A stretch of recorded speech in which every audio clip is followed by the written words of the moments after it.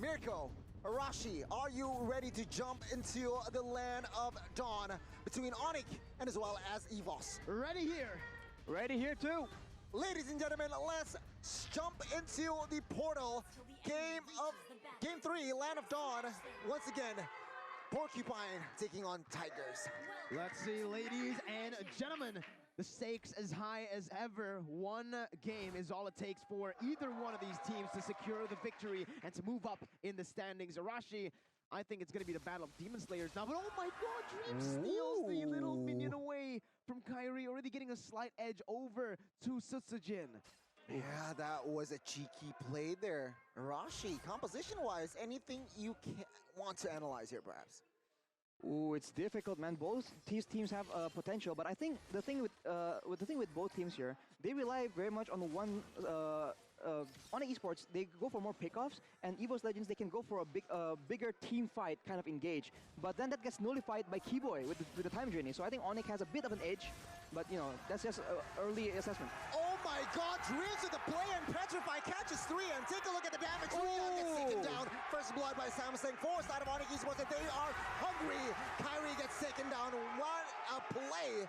This is the early game. EVOS Legends, they play to response, and ONIC Esports, 2-man down in the first minute. They did not give the proper respect over to EVOS Legends. That's the curveball. Rashi, this Kadita, because you meet this hero so rarely in the Land of Dawn, especially when you're up against EVOS, it creates that curveball for ONIC Esports to go in aggressively, and it punished them so hard. The base damage alone from this Akai was able to follow that up, and this is already not looking good for ONIC Esports. Clover also winning on in this lane, like I mentioned, in the early stage, dishing out damage towards the turret. Not a good start here, Arashi, and it seems like EVOS Legends, they are still waiting for more, you know, advantages. I mean, Baxia is still level 3. Baxia is still level 3. That is not the outcome you want. Usually Baxia will be a lot more dominant, being very fast to rotate around the map, and still tanky enough to withstand a lot of punishment and secure those neutral objectives. But with that play, with a 3-man pickoff, well, 2-man pickoff instead of EVOS Legends, they can actually get a bit more value. What the heck is going on? Is this Godiva or is this Dreams? I mean, he's just making plays across the board here with that Petrify, and Drian gets insta-deleted there in the mid-side once again. EVOS Legends, they are picking up the pace. Oh man, again. Let's take a look at the emblems here, Arashi. They've opted to go for 2 Demon Slayers, but in this game so far, again, it's been all Sutsujin. Clover's emblem, though, stands out a bit. He does want to get, you know, aggressive in that lane, so it will help him out to make sure that CW, again, gets shut down. So far, the Golden has not been targeted quite as aggressively as it was in the second game, but that might change once it comes down to the mid game, because that is where the Golden becomes more important.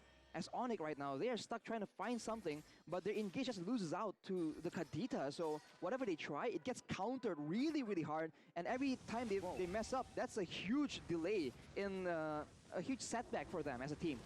You know, huge setback. And yeah, I feel like Sutsujin here, with the rotation so aggressive, right? He is ahead here.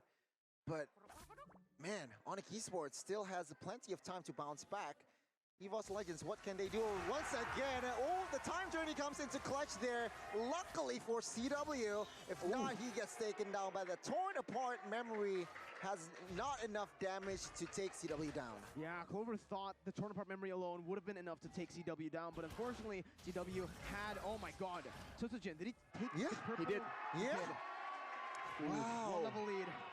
This is tough, man. It's an Akai. The team is aggressively making plays, and you as a jungler, as a Baxia, is getting denied again and again. ONIC Esports, they are absolutely on the back foot, and so far, they don't really have any tools, any dynamic tools to make something happen out of nowhere. They just have to play it consistently and then hope for the best, hope for those setups, man. Oh, let's see. In this turtle fight, Goni, both of the teams already setting up for it, but ONIC having a man advantage. Okay, 3v1. Sutsujin pops that heavy spin. Retribution battle. Kairi wins it. Take a look at that. Drian with the heavy spin as well. 2 heavy spins we saw earlier, but no casualties on the board. The turtle will fall to the side of ONIC Esports. It's an equal 1-for-1, but take a look at the back side here. James trying to flank. It's not quite connect. Kairi, though, will take that kill any day. ONIC Esports starting to equalize here. Oh my god, what a brilliant play by CW. Mechanics coming in as he was able to read that out as well. He knows that something fishy is going on. There's no way that the Brody would just walk up with low HP, so he decided to play around the Brody, getting the wave clear and baiting Dreams out for the kill to come through. And now, this is where we can see CW just absolutely being a nuisance on the Beatrix, taking a turret low. But look at this. Sutsujin there, almost offside. He immediately backs off, but take a look at the items here, Arashi. I mean, BOD for Beatrix already.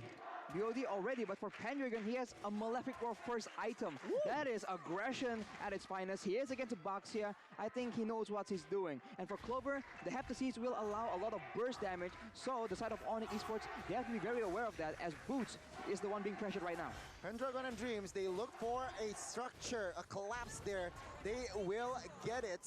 And as of right now, it is still ONIC Esports behind economy-wise, but I feel like it's an even game. It's back to square one. It's back to square one. The 800 goal lead won't have a massive impact in the game, but look how ONIC are rotating together now. Noticing that again, Beatrix, I think, way better siege potential compared to the Brody with the range that she has on that Renner. So the Beatrix will just constantly be a threat on every single lane, clearing out her own lane and moving over to the lanes still with the outer turrets intact.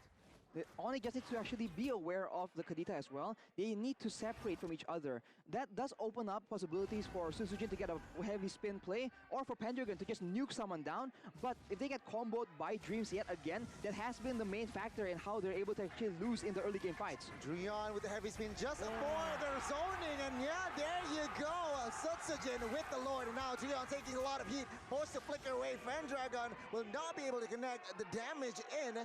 Wow, what a display of timing there by Sutsujin. Comes in time just to push that retribution, and there you go, neutral objective secured. Now back reset for both teams. And notice how Sutsujin was just so efficient on the timing of when to use that heavy spin. The heavy spin wasn't instantly pop. He didn't panic when Drian was trying to zone him away. He knows that Taz could come in to help him with the Mystic Field, but in the mid lane, Drian got caught. Dreams just phenomenal in this game so far. Wow, another setup, cheeky setup by Dreams here. Yeah, this Kadita seems like it threw ONIC Esports off guard this week, thus far, minute number 7, and almost of its outer turrets is gone for the side of ONIC Esports. EVOS Legends right now, they actually make a lot more moves towards that mid lane, and this is the potential from the Kadita. Yes, it's a roamer, but it's basically an assassin with a lot of utility as well. So there's a lot more flexibility for Dreams to make something happen. He can play defensively and, predict where he wants to put the Breath of the Ocean, or he can just go and just one-shot people like that. So ONIC Esports, as of right now, they don't really have a solution. All they can do is just attempt to just deal with it, try and make sure that they cover each other, but it's very difficult. It allows EVOS to just have a lot more pressure in the whole map. Lots of pressure indeed, ladies and gentlemen. It is now EVOS Legends establishing almost 3,000 gold here.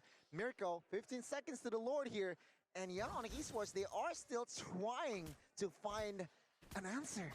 They have high ground potential. They can clear out the first Lord of the game. What they need to do, I think, right now is to look for trades, because look, if they go for a contest, it's 50-50. 50%, it could go to the hands of EVOS, and they can end the game even faster. But another 50 is for ONIC. If they are actually able to win the Lord fight, then they come back into the game.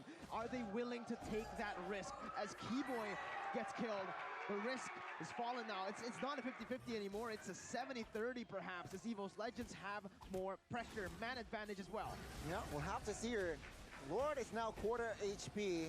Sutsujin pops that heavy spin. Is it too early? But it seems like, oh my god, Sutsujin will secure that Lord. Dreon gets taken down a little too overextended there by that mid laner. And now EVOS Legends, they will look for a fight if something connects, and it seems like the mid side will be their main agenda. Miscoordination. Kyrie backed off with the shield unity, yet they still went for it. Boots and Drian were the only members who were trying to go for the steal, and now EVOS, they got the victory in that turtle fight, in the Lord fight, and now they're going to be able to snowball even harder. Dreams. Look at Dreams, Keyboy. Will not. Oh, Okay, yeah. Athena. No, yeah, the Athena helps, and Dreams there was forced to move away. But what do you think, Rashi? It was so difficult for the side of ONIC Esports, man, because you saw that CW was trying to actually help out, but he was right next to Dreams, and Dreams, knowing that they're playing for the Lord, he was just chill. He didn't aggress onto CW and risk making a mistake, risk getting shut down. He just passed by, and just like that, EVOS Legends, they are waiting for the Lord. They are managing the waves as well. So this is a very, very calculative EVOS Legends we're seeing right now. The gamble that ONIC Esports took by trying to contest. I feel like, again, it was a miscoordination there because two members went for the contest and all the others were staying in the mid lane, and now it just gives the opportunity for EVOS Legends to completely punish ONIC Esports. 6,000 gold lead. ONIC Esports only having one turret and one turtle to their name. They do clear out the first lord, but that's incredible value with the first lord taking all of the inner turrets out. Wow. EVOS Legends, they are now trying to solidify their lead here and just taking all of the jungles and taking a lot of the items as well. Right, looking at the items right now, Dreams, it doesn't look like he's massively strong, but he has the genius one as Pendragon actually gets jumped on. Yeah, jumped on here, will not commit to it to anything fancy just yet. Yeah, he's able to sprint out of there. He has a sprint on Fakiro, which is funny enough, but now Keyboy will be the next target. And the poke coming in from ONIC Esports, there is still damage, but they just can't lock down the members of EVOS Legends long enough to take anybody out. Too much burst for EVOS Legends. Like, ONIC Esports can do this, you know, with the ultimate, with Renner, that's it. EVOS Legends can snipe them globally. As you can see, perfect timing with the Dawning Light there to open up the map a little bit for EVOS Legends. And you know what the Dawning Light enables them to do? It enables them, firstly, to deal a lot of damage. As you can see, Taz leading the pack in terms of the damage dealt by Axe. But more importantly, it stops, it halters the movement from ONIC Esports. They can no longer go for those cheeky picks into the enemy jungle, moving as high, because the Dawning Light, once it reveals them, EVOS can just look for the collapse and take them out. Indeed, indeed. And take a look. I mean, EVOS Legends, they are setting things up here. Pendragon and Dreams, if a member of ONIC is trying to rotate here, it is going to be that disaster. But yeah, Lord is up now. Seems like ONIC Esports, they are still clumped up with 4. They're clumping up with 4 right now. There's only Boots on the top side clearing the waves. And look at that, one Dawning Light just chunks CW, and he will no longer be part of this fight. It's just way too risky. But ONIC, they're still going for it. It's dangerous. It is very dangerous. Lord is now quarter HP once again. Kyrie, Dreon trying to do a miracle play. Lord, Retribution battle. Boots taking 3 here, but the Lord will secured by Taz. And now Sutsujin is in trouble, but no, Dreon falls. CW falls 1 by 1. The member of ONIC is now bodies everywhere as EVOS Legends with a 10,000 goal lead is looking to close the game.